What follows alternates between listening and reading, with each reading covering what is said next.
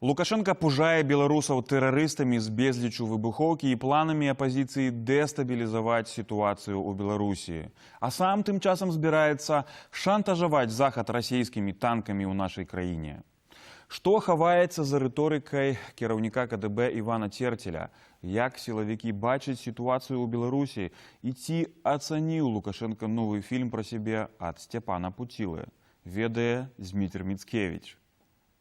Рэч, якой нікога не здзівіш. КДБ ў чарговы раз бездоказна заяўляе пра спробы замежных спецслужбаў арганізаваць дэстабілізацыю ў краіне. Мы задержали группу лиц, изъяли у них большое количество оружия, боеприпасов, средств дистанционного подрыва взрывчатых веществ. Это достаточно высокого уровня профессионалы. А вось што прагучала за некалькі дзён да гэтага. Это уже Комитет госбезопасности вам в ближайшее время расскажет, сколько сюда тротила завезли. И даже пластида. Кто специалист, тот знает. Это не Автуховича группа. Это уже новые. Хорошо, что их прикрыли. И там арсеналы. Вось і зразумелая прычына такіх цудоўных адкрыццяў з вуснаў Церцеля. Безумоўна, гэта спроба падвесці нейкую факталагічную базу пад заявы вышэйшага кіраўніка дзяржавы, што мы ўжо назіралі неаднойчы, ну апошні раз нешта такое адбывалася, напрыклад, у 2017 годзе.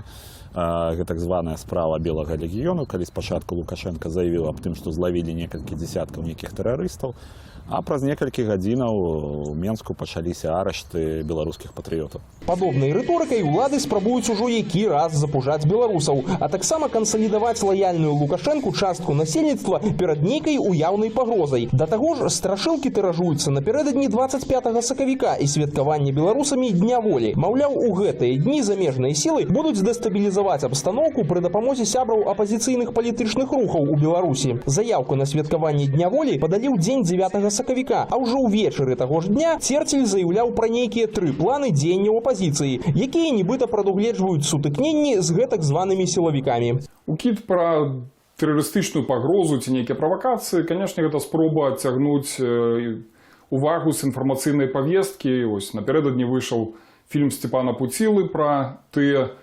багацці, якімі карыстаецца рэжым Беларусі. Но таксама гэта чарговая спроба напярэдадні важных падзеяў у Беларусі, бо мы ведаем, што падобнае гучала і перад прэзідэнцкімі выбарамі, калі шукалі нейкіх баевікоў па лясах Беларусі, так і не знайшлі. Таксама перад так званым усебеларускім народным сходам казалі пра тэрарыстычную пагрозу. Дарэчы, фільм «Залатое дно» магчыма моцна заклапоціў самога Лукашэнку яшчэ да з'яўлення в эфіры, бо ён публічна намекаў на фільм Сцяпана Пуцілы за некалькі дзён да выхаду. Четверть века я президентом работаю. Если бы уже где-то какие-то миллиарды, как они говорят, или дворцы были, меня бы уже исполосовали налево-направо. Нелегітымны кіраўнік Беларусі ўсе расследаванні аб сваёй асобе ўспрымае блізка да сэрца, бо сапраўды лічыць сябе выключнай гістарычнай асобай, кажуць адмыслоўцы. Аднак ядерныя прыхільнікі Лукашэнкі не настолькі ўразлівыя. Прыхільнікі Лукашенка, можа, проста не будуць глядзець гэты фільм, таму што для іх сама назва канала з'яўляецца такой лаянкавай. Ну, а калі нават паглядзяць, то я не думаю, што у нечым іх гэта пераканае, бо ў іх іншы светапогляд, іншае уяўленне пра тое, што з'яўляецца карупцыя, што гаспадар краіны мае права рабіць усё, што захоча. Вось такая іх ідэалогія. Што праўда, у палоне падобных меркаванняў знаходзіцца далёка не ўвесь апарат рэжыму. І менавіта таму ў яго пакуль атрымліваецца трымаць сітуацыю пад кантролем. У той жа момант паказная пазіцыя ў айчынных рэаліях часта аказваецца значна больш важнай за сапраўдную. Што тычыцца кіраўніцтва сілавых структураў, то іхняя пазіцыя яна адэкватная, яны бачаць рэальную карціну, але яны з той палітычнай сістэмы, якая існуе ў Беларусі, вымушаны публічна падлаштоўвацца пад заяву вышэйшага кіраўніка дзяржавы. У іх фактычна няма права на ўласнае меркаванне, адрознае ад меркавання Лукашэнкі. І па выніку даводзіцца трансляваць пасылы, якія маюць сумніўнае факталагічнае падмацаванне. Аднак аўдыторыя ў такіх месаджаў не толькі ўнутраная. Гэта як бы ідзе ў адным русле з тымі настроямі, якія і з той палітыкай, якую сёння ладзіць Расія, што менавіта Захад арганізоўвае каляровую рэвалюцыю і ў Беларусі, і ў Расіі. Таму трэба яднацца ў барацьбе з гэтым Захадам і з гэтымі апанентамі. Ну а вось гэтыя все расказы пра тэрарыстаў, пра выбухоўкі, якія-небудзь склады цэлыя знаходзяць, я думаю, вось якраз арыентаваны на яшчэ большую падтрымку з боку Масквы.